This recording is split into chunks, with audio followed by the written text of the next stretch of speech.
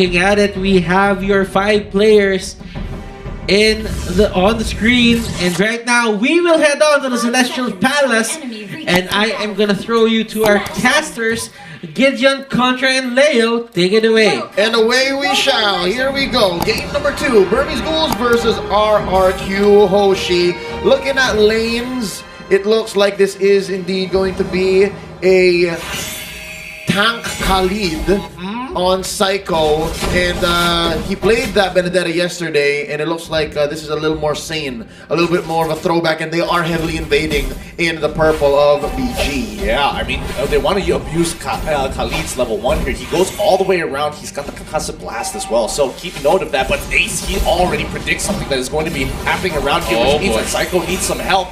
No, unfortunately, no Matilda on his side, but no, now Vin, he goes in, takes a little bit of damage, but he can only target one person at a time. Vin getting this one onto D, but it's not going to be enough. R7 as well, trying to pick him up, and D on the rod, battle mirror image over the wall. They almost caught Psycho out there, but of course, the tried to invest in that screwy attempt as well, but he's being caught in between. Now having to force a couple of flickers in the early phase itself.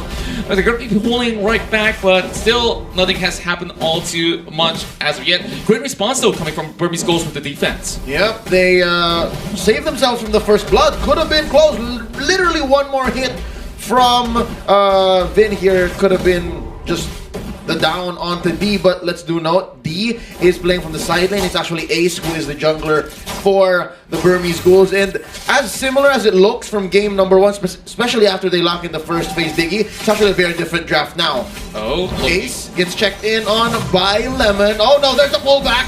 Oh boy, a 4-man investment just to take down Lemon, and he still managed to walk away alive. So members inside of RQ are going to be happy that, okay, we know that all the other members of Burmese Ghouls are already down here. They can definitely start the turtle, but Ruby DD is trying to find a way to pull it away, force the flicker, and here comes the rest of the members of BG. They're already taking a chunk of health away from Psycho.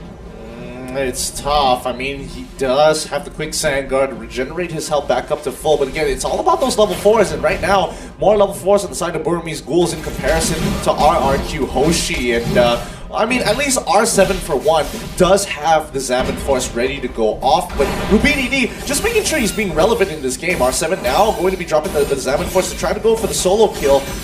Does he get it? Oh!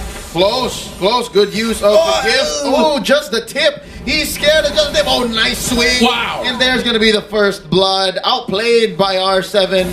That's going to be Psycho checking in. You good? You good? Not good anymore. Like, that sidestep just on time before he gets rammed to the wall. So, well, RQ, Hoshi dropped first blood, but maybe here's the next one here that won't fall as the big bad wolves arrive. They're going to be continue pushing on this with this lead here, and RQ Hoshi, they got a 2k gold lead for now, and I mean, let's see how far this is going to get them, because the Burmese Ghouls, they can easily turn this around. If this is the first time we're seeing, actually, on the first turtle fight, that a team was able to start a snowball on their side, or at least get a lead against the Burmese Ghouls. And we talked about how important the early game is for the side of BG, and they're already dropping the ball right now. And of course, a couple of boots are already being purchased out. R7 going back at it, but Rubini already spinning his ult. Zaman forced to chase her in, and Psycho tries to pin him down, but he knows, okay, he's expecting a lot of attention, and he'll draw a little bit more from RQ. Yep. Kill me once, shame on me. Kill me twice, shame on me. Wait, is that how that goes? Anyway, here we go. Yogi Shadow Kill helps out, maybe knocks out Vin, maybe gonna be revenge kill here by Alberto. It's a 1-for-1, but I think that's something that BG can afford anyways. But the push continues. Here comes Kid with the dash in for free by Ace.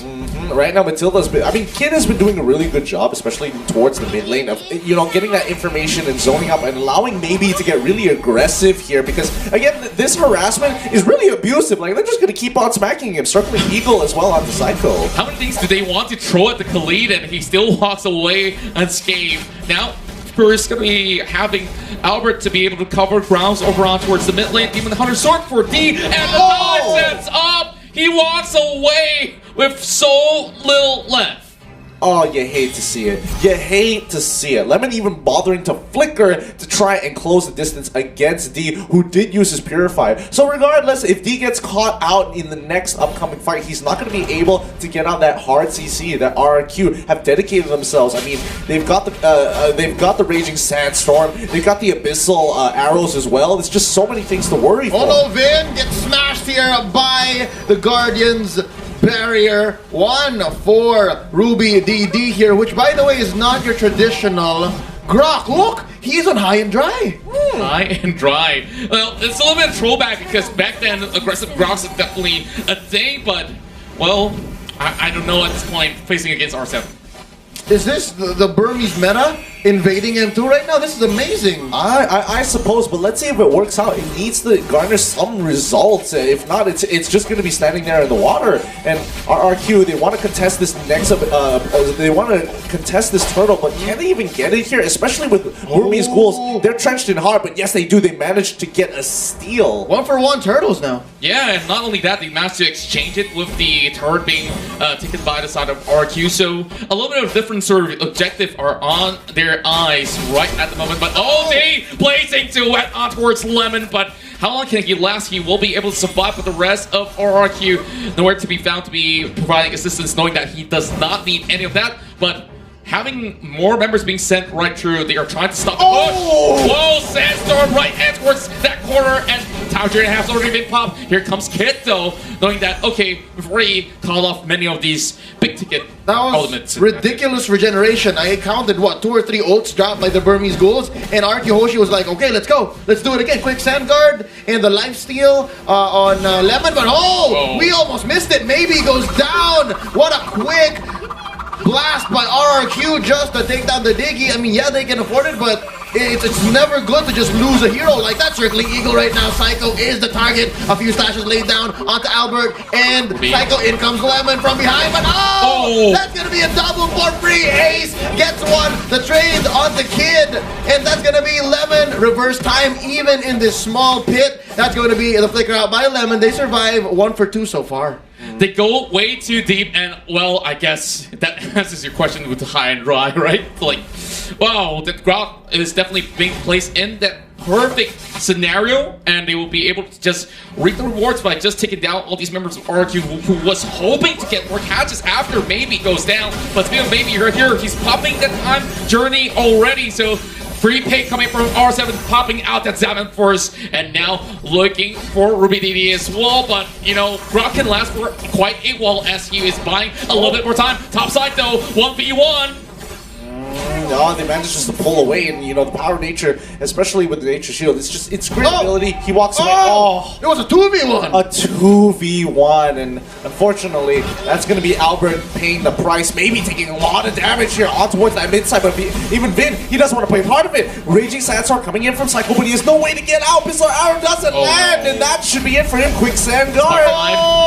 Just look at the Sand Guard, and it tanks the entirety of the OG Shadow kill, but he will still go down nonetheless. 6-7. Burmese Skull looking to secure the mid side of tower, but Vin has just arrived, and Shadow stepping away, and oh my goodness, Pistol Arrow goes all the way through, but not hitting anyone as of yet.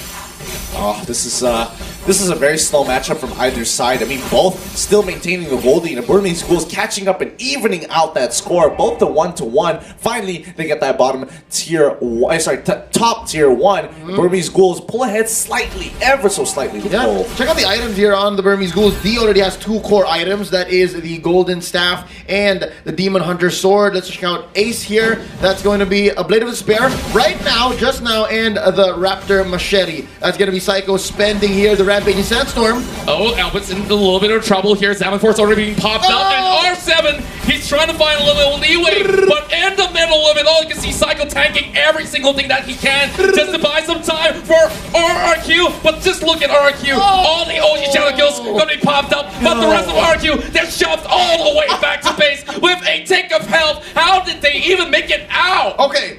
styling and profiling on us. The King of Kings show us, all right, everybody's been running away with 1 health. How about all 4 of us do it at the same time? Oh my goodness. I mean, whatever, they make it away with 1 health. It's I mean, the Burmese Ghouls gotta be really frustrated. And all they get is just a tier 1 from mid. So that's all the tier 1 turrets taken out. Lord is on the table. This game is absolutely ridiculous. 9 minutes into the game, only 26 to 24k. Usually by now, we usually see a lead, but both teams going strong and extremely even. Yeah, and each of them actually take that damage distribution from the... Oh, that's hot, as Sandstorm has already used up Time Journey perfectly. They use... Oh! And a flicker! That's very costly. Oh boy, man. Oh boy. He might have misclicked that one. Oh, this could be huge. They don't have the Time Journey anymore. Alright, here we go. They're coming in. That's a false engage by Ace. I almost thought he was going to pop the shadow kill. Yeah, I thought that he will actually go in for the full commitment, but Ruby BB also occupying Albert. They know, okay, we can't exactly fully take this fight, and Burmese Ghouls, they're waiting for another chance right here, but the rest of Arkihoshi, they tried to land maybe a couple of taps of the autos to be able to take down the turret, but you know, they've already got enough of that clear speed coming from D. Wind of Nature picked up by D now, so he's basically safe from Lemon, even the basics from Psycho. And hold up, real quick, Ruby DD, wild charge out of here, and he just leaves Albert in the dust. Yeah, and you can see if he stayed any longer or didn't use the flicker, he would definitely gone down. And that Grok didn't look like he's any potent at all. Great catch with the missile arrow landing, but it's gonna be Time Journey being popped immediately from Baby. And the next one to be caught out is D. He's forcing the flicker away. 50% health left, and now Arkihoshi attempts to draw the Lord out of the pin. Kit has to respond right now. They're trying to catch Psycho as well, but Lemon definitely going in for a little bit of protection. Over the back, it's gonna be a flank coming from the Hayabusa. This might just be it. They're looking for Psycho, and he's gonna be putting the quad shadows out there just in case. Great push and pull, but oh boy, we're not getting results here. But Lemon now going in towards mid side. D already popping the blazing duet, trying to stretch the health out, but here comes Ace. Ace will go in for Lemon alongside Ruby DD. They get 1 kill in the process for an exchange against Burmese Ghouls Kid. Oh boy, this is some really good macro coming in for Burmese Ghouls. You can literally see Ace, he's running up topside. There was this fat wave about to crash into that tier 2. And when you see this fight occurring, I would have preferred if D decided to actually, stick around, use the Blazing Duet to his advantage, but he didn't have the ult. So, no choice, he runs up topside and lets Hayabusa stick around. And so far, it went well for them, right? Trading Kid out for Lemon, winning this whole tug of war, because really, Arkihoshi could have finished the Lord there, but it took some time for them to say reset, reset, reset, and I think Arkihoshi at some point got frustrated. Yeah, and I think honestly, Burmese Ghouls playing a super disciplined game. They will only take fights when maybe is on their side, or at the very least, the rest of Arkihoshi, especially for R7, drops down that ult. Yeah, and previously, they also managed to get a real good catch on towards maybe, and that Abyssal Arrow did land perfectly. So they say, okay, it's call time, and maybe we could pull even the Lord, but after that, BG understanding that they need to apply a little bit of pressure, and they managed to get that catch eventually towards Lemon. Although it's a Lapu, but it's still big. Now, forcing the flicker from inside of Psycho. They're trying to chase in. Couple of all these. Oh my goodness. How many bombs are inside that bush?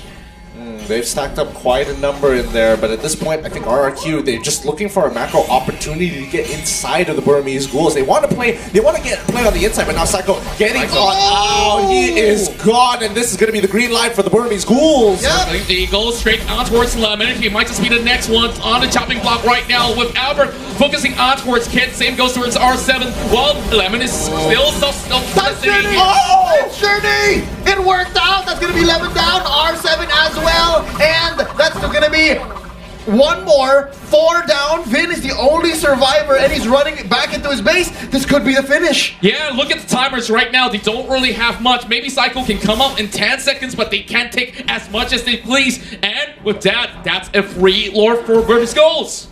Yep, they're going straight for that Luminous Lord. This should be no issue, no contestation. And even Psycho is going to be bringing out that blade armor as well. Oh boy. I love how Vin just throws out a rogue Abyssal Arrow. Just maybe. Just a Hail Mary. Maybe. This takes it, we'll win. I'd better try than not. Alright, I accept.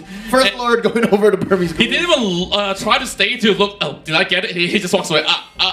I'll just throw this javelin. Maybe I might score the longest throw from the Olympics. Maybe. Oh boy, it's just one of those situations where cool guys don't look at explosions. If he gets it, he's gonna have the best clip of his life. If he didn't, then let's see what happens. Right now, fight about to break out. Yeah, Lemon tries to hold on the front line of the defense for RQ Hoshi, and there you go. Engagement coming in. Time journey's been popped up, but they're chasing right towards the back though. All these waves coming from this side, and it will be Burmese Ghost looking to secure one tower up top. They immediately disengage, and they know they've gotten enough. It only takes a little bit of a touch over on its middle as well as on the bottom to just open all the inhibs. They need to get on out of there. At least they're abusing the mobility of Ace to kind of just steal away the economy and act like a complete bully, making sure that they don't have any way to kind of bring themselves back from this economic damage here. And Burmese Ghost, as you can see, they're 6k ahead against RRQ. So RRQ,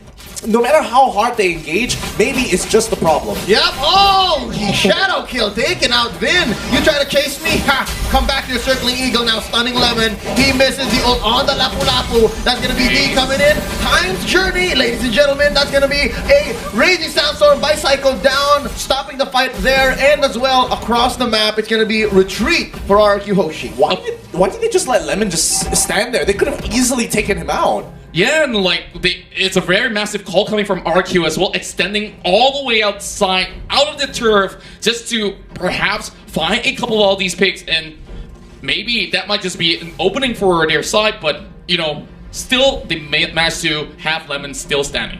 Oh boy, 2 minutes away until the Lauren is back up, and that just means that RQ have 2 minutes to try and catch up to the Burmese Ghoul. Yeah, let's take this time to appreciate what Ruby DD is up to. He has a Bloodlust axe, and I do believe with 2 Legion swords, you're gonna build Blade of Despair. What's going on with this Grok? I mean, it's the classic Grok, you know, the kind that deals a lot of damage. I mean, Yeah. look at him! No matter how hard Lemon hits him, and Ruby DD is, as long as there's a wave, I can heal back up to full and just clear the wave, do it again, rinse, repeat. Oh, interesting now. Oh, wild charge. Knocks up Lapu Lapu and no mercy. All the ults, man. Just all the ults. And I think Lemon is going to get away because here comes Albert. Oh, Albert coming right in. I'm not too sure if this is definitely a smart call because they can't really get a catch on towards Ace. 7-4's been popped up, and Ruby DD, as much as he's a tank, hits the rock, and he's still trying to survive, and he bought so much time for his side of Burmese Ghost, and he managed to take down Albert. What a great call, and Burmese Ghost, they are taking whatever they want, because guess what? Game number 2 is going over to the Myanmar side, and we are looking at match point real soon. But Psycho, he's trying to defend for his life, trying to exchange, but look at that live regeneration. But this is it. One more game for Burmese Ghosts, and they will punch their ticket to the grand final. 2 in a row! Burmese Ghouls! If this was a best of 3, they just got, I mean, if this was a best of 3, RQ just got knocked to the lower brackets, but this is